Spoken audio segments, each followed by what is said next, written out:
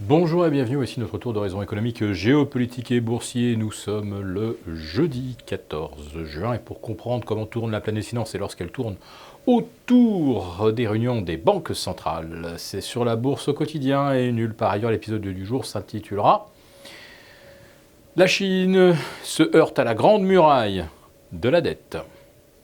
Ouais, on parle beaucoup des réunions de la Fed, de la BCE, de la Banque d'Angleterre mardi prochain, de la Banque centrale du Japon demain, et la réunion de la Banque centrale chinoise qui se tenait cette nuit. Ça ne vaut pas le coup d'y s'y intéresser 2 secondes. Mais figurez-vous, d'abord, que au lieu de rajouter 20 points ou 25 points de base sur son taux directeur, eh bien, la PBOC a décidé de laisser ce matin ces taux inchangés. Bon, ça va naturellement contribuer à affaiblir le yuan et redonner donc un peu de compétitivité à la Chine.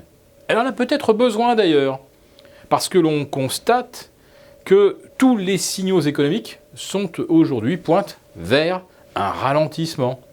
Ralentissement de la demande intérieure. Alors certes, un chiffre de 8,5% de hausse, ça fait rêver, mais ça se compare à plus 9 en avril, plus 10 au mois de mars. L'investissement était également en contraction. Et alors, en ce qui concerne les investissements dans les infrastructures, un des principaux moteurs de la croissance chinoise, eh bien, au cours des 5 premiers mois de l'année, on passe d'un rythme de plus 10% fin 2017 à un rythme de plus 6,10%. Ça veut quand même dire quelque chose. On note également que la demande de crédit est en contraction. Alors c'est normal puisque les taux ont été relevés 3 fois. La PBOC voulait réduire un petit peu l'influence de la finance de l'ombre. Ben oui, mais ce problème c'est que là on coupe simultanément 2 robinets. Le robinet officiel où l'argent devient plus cher et l'argent officieux qui devient plus rare.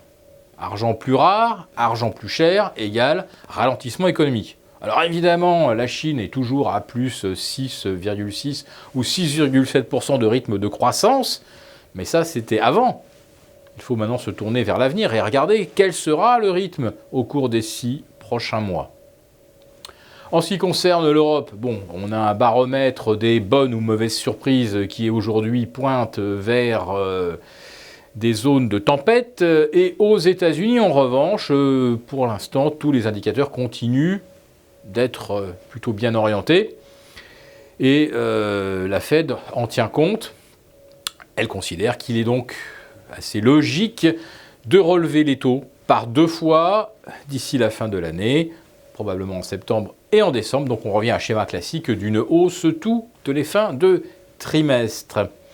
Mais l'inflation aux États-Unis, elle, maintenant, attaque la barre des 3%. Autrement dit, avec des taux portés à 2 hier soir et qui seront portés à 2,5 en fin d'année, on est toujours sur une politique monétaire accommodante. Et c'était ça que véhiculait le message de la Fed hier soir. On est encore en retard par rapport à ce qu'on appelle le taux neutre.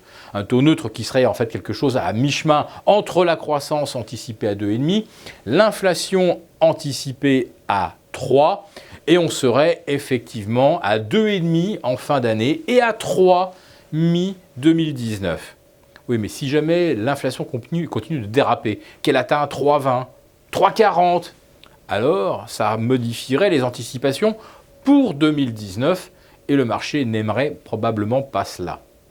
Mais de toute façon, on s'en fiche parce que la jauge de l'inflation, vous le savez bien, elle est totalement fausse. L'inflation annuelle aux États-Unis, quand on tient compte de tout, des frais de scolarité, des frais de santé et du coût de l'immobilier, où on en est quand même à des fois 7% de hausse par an dans certaines régions, où on a certainement un taux d'inflation réel aux États-Unis qui serait plutôt situé entre 4 et 5%. Donc la Fed, elle est très en retard par rapport à cette aspiration à avoir une politique neutre. Et on pourrait bien découvrir d'ici quelques mois qu'en plus du problème de l'inflation, il faut aussi que la Fed assure le financement des déficits américains et donc appâte les créanciers. Elle le fera, c'est sûr. Pas question de laisser les États-Unis d'un seul coup dans l'impasse. Mais si elle appâte, eh bien ce sera au détriment des émergents. Et là, les vrais problèmes commencent.